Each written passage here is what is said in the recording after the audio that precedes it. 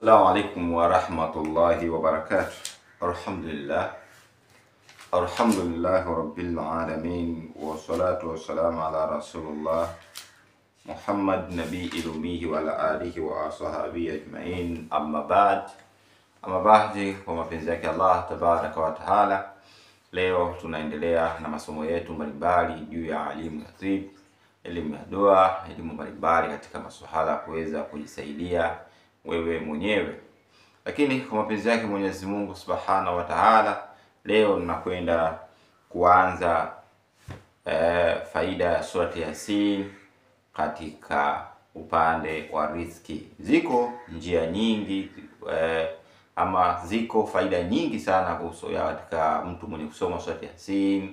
Zipo katika kujitibu, zipo katika masuala ya kinga, zipo masuala mfano wewe una madeni, una mikosi, una vifungo.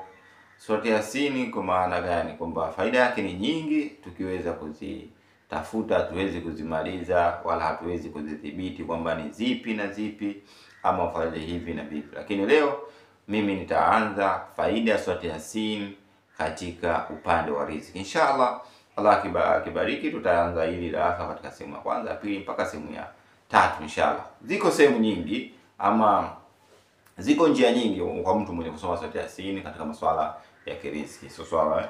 Lakini leo inshallah kwa mapenzi yake Mwenyezi Mungu tuanze katika faida hii ya surati Yasin. Surati Yasin ni sura mujarrabu sana, ni sura tukufu sana, ni sura tunasema kwamba ni mashuhuri kwanza katika usomaji wa masuala mbalimbali.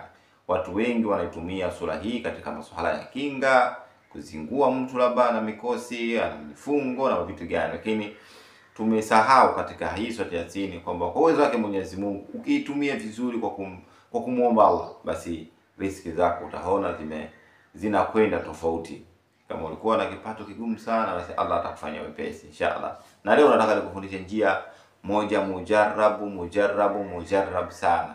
Wenyewe anasema Arabu, satika rizquka fa innaka qa'id, itakuja riziki yako aliyakuwa wewe mwenyewe umekaa. Angalia hii miujiza yake. Si kama watu usome hivi njia ulale tu, hapana. Inawezekana wewe una biashara, inawezekana wewe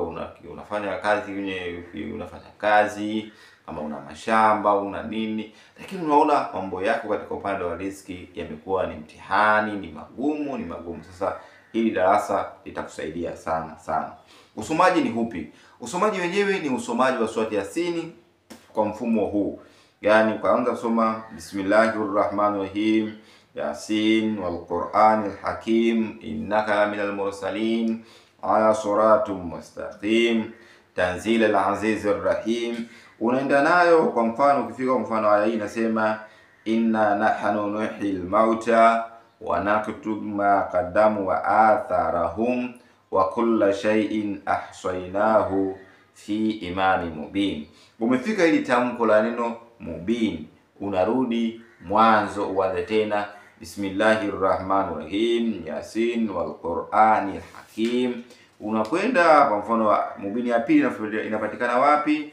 Wama alaina illa albalaghul mubin. Ukishafika hapo neno mubini ya pili, unaanza tena Bismillahirrahmanirrahim, Yasin wal Qur'anul Hakim. Umeenda nayo mpaka mubini nyingine kwa wapi? Katika hapo inni idhal lafi dhalalim mubin. Umefika katika mubini ya tatu, warejea tena mpaka mubini gani nyingine? Unakuja mpaka wa idha qila lahum anfiqu mimma razaqakumullahu qala. Sawa. Umefika katika hiyo aya, imekwenda nayo in antum illa fi dhalalin mubin. Umefika hapo inshallah, unarudi tena. Nini kinachokusudiwa katika hii dua? Ukila unapofika mubini unarudi mwanzo. Kwa hiyo ile mubini ya saba, sawa, ndio mubini yetu ya mwisho. Ukishafika mubini hii ya saba, sawa, unarudi tena mwanzo, unakuja kuimaliza yote. Yaani ile awalam yaral insan anna khalaqnahu min nutfatin fa idha huwa khasimun mubin. Ukishafika hapa inshallah rudi tena. Sasa hilo unaporudi tena utazisoma zote, urudi tena unisoma yote. Kwa kifupi, kila unapofika muumini unarudi mwanzo na bismillah. Kila ukifika muumini unarudi tena kwenye bismillah. Kila ukifika muumini unarudi tena kwenye bismillah. Kila ukifika muumini unarudi tena bismillah mpaka ya mwisho ile unakwenda kuimalizia yote. Wallahi suma wallahi, utaona miujiza na maajabu, funguzi ya ajabu sana katika masuala yako ya kiriziki, katika kazi, kukubalika kama una chuki, una mikosi, una maajabu ajabu katika masuala ya kiriziki, madeni ni mengi, makesi ya kila siku na kuandama, utaishi kwa amani kwa utukufu wa Allah tabaraka wa taala. Lakini hata masuala ya kimaradhi, hasa katika upande wa kishirikina, upande wa kichawi, kwa upande wa mambo ya ajabu ajabu, sijui ni majini maovu, basi kwa utukufu wake Allah tabaraka wa taala utaona miujiza mikubwa sana sana sana. Dua hii unapoifanya lazima upate kitu cha kufusha. Usiweke tu kitu chochote unachokitaka wewe. Fanya hivi ambavyo mashehe wametufundisha. Tafuta ubani unaitwa mashtaka, nenda katafute ubani mwingine unaitwa miatisaila, nenda katafute dawa nyingine au ubani mwingine, kwa sababu hapa yote inaita ubani. Sasa ingani hizi ni dawa aina tofauti. Kuna dawa nyingine inaitwa unga wa miski nyeupe. Changanya hivi vitu vyako vitatu, ubani mashtaka, ubani miatisaila pamoja na unga wa miski nyeupe. Wakati unafanya dua yako uwe unachoma hapa. Anza bismillahirrahmanirrahim. Sawa taratibu sasa unaanza hapa dua astaghfirullah astaghfirullah astaghfirullah astaghfirullah astaghfirullah zifike zako 100 ama 10.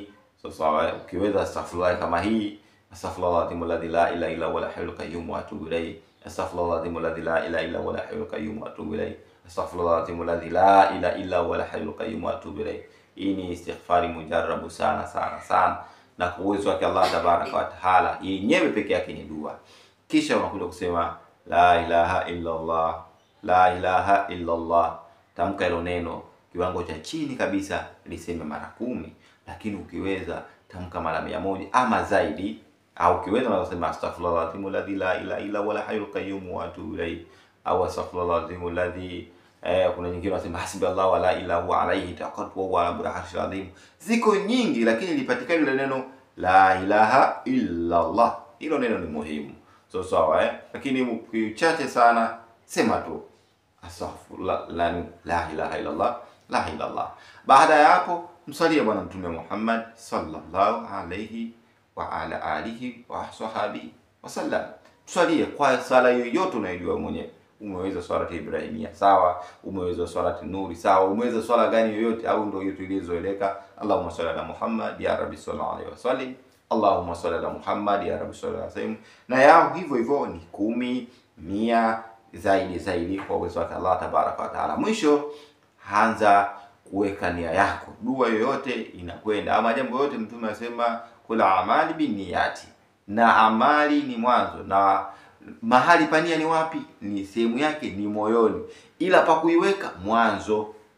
Sawa pa kuweka mwanzo. Kisha sema ya Rabbi, nasoma hii dua na kutegemea wewe na kuomba wewe kwa utukufu wako na mapenzi yako na ukubwa wako, naomba unisaidie, unizuku riziki, fanya wepesi katika mabango ya riziki, ndiye kama ni wewe fanya biashara, unasema ni wateja, fedha unaipata itulie, sio unapata 2000 makesi yanaanza, maoma na mashida mengine, wasema na mambo mengine ambao haiwezi kutunza pesa inshallah.